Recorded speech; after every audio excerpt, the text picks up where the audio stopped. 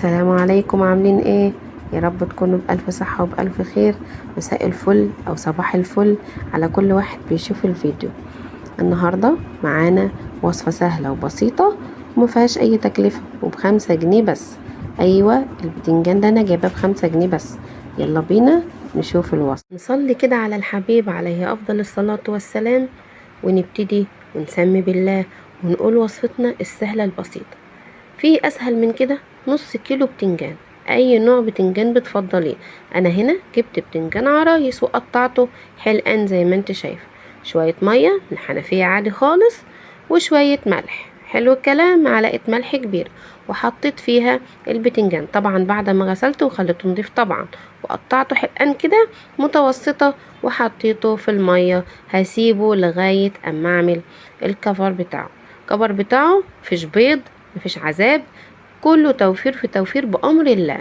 معانا هنا كوباية مية وكوباية دقيق. بصي، كوباية المية وكوباية الدقيق عملت كفر تقيل، احنا عايزين نخففه شوية. خدت يعني 4 5 معالق كده كمان، وبقت ممتازة. هنعمل فيها ايه؟ هنحط لها شوية ملح وشوية فلفل، مفيش اكتر من كده. عايزة تحط اي بهارات تانية متاحة مفيش مشكلة. وخدي ببالك ممكن تستكفي بده بس، ممكن تستكفي بالكفر ده بس. دي طريقة تانية للبتنجان، للبطاطس، لأي خضروات عندك عايزة تخليها ليها حاجة تانية. هنا معانا الكفر التاني شوية كريسبي وفرماهم، لازم تفرميه ناعم عشان ده بتنجان ما ينفعش. وجبت ده كيس اللي هو توابل البطاطس بتاع كنور، بجد جميل جدا جدا وتحفة وطعمه لذيذ جدا. قلبته مع بعض، ولو مش متاح ممكن تحطي مرقة فورية او تفركي ربع مرقاية بس فيه. طلعنا البتنجان وابتدينا هنا ننشفه على فوطة. ليه بتنشفيه؟ علشان خاطر الكفر ما يبقاش اما تنزليه ناشف الكفر هيلزق عليه، لو نزلتيه مبلول الكفر هيتزحلق من عليه.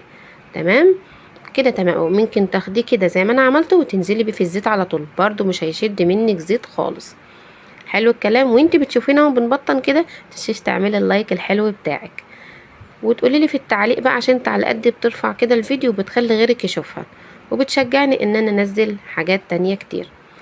هنا ابتديت اطبطب عليها كده بالراحة، واهو الكفر ما اتزحلقش ولا اي حاجة، كفر زي ما هو جميل ولا خرج ولا اي حاجة.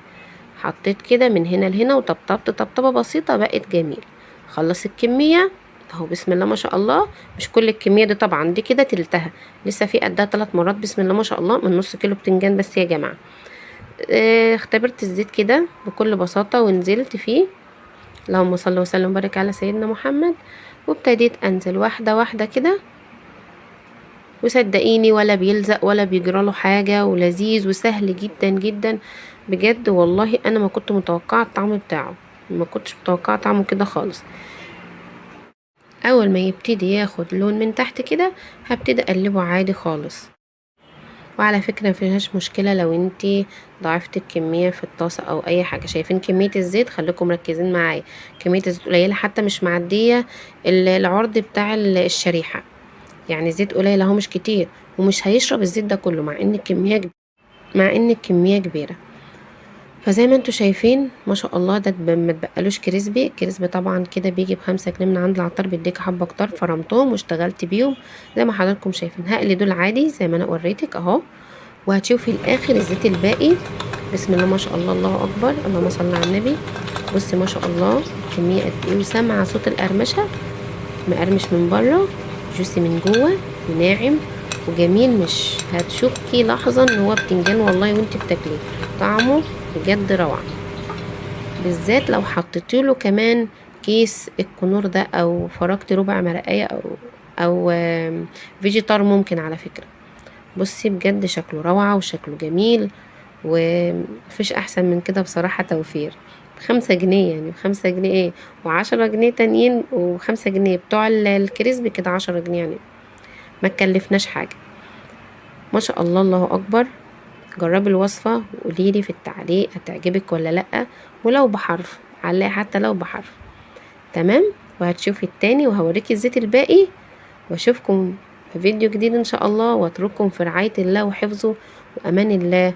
ويا رب اشوفكم في فيديو جديد احسن واحسن واحسن ان شاء الله. باي باي.